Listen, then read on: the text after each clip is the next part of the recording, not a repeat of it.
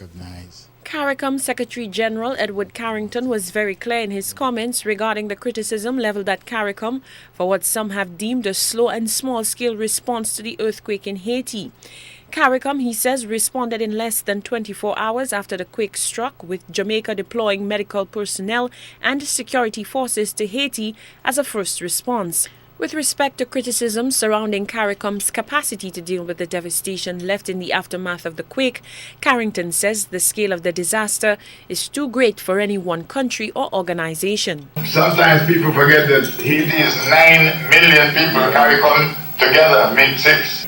As regards the question of whether the disaster was too large for CARICOM to respond, if you meant by that for CARICOM alone to respond, yes, it's too large for just about anyone else, including the United States, to respond alone. But we are making our contribution. Carrington adds that although no concrete decisions have been made, CARICOM leaders have expressed a willingness to accommodate displaced Haitians. It is understood that a number of Haitians will be seeking accommodation in some member countries of CARICOM. And the general attitude to that by the heads who have spoken to it is positive. Of course, principles have to be laid down, guidelines, quantities have to be specified and so forth. But some heads have already indicated the willingness to accommodate a number of Haitians in their countries. The Prime Minister's Press Secretary Danley LeBon says St. Lucia is one of the countries that may open its borders to displaced Haitians. However, there must be a proper structure in place.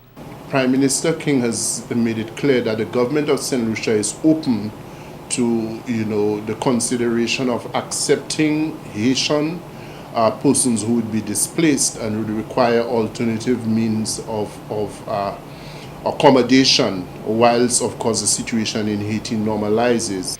CARICOM leaders have so far met with representatives of the Haitian government, assessing the needs of that country and how CARICOM can best offer assistance.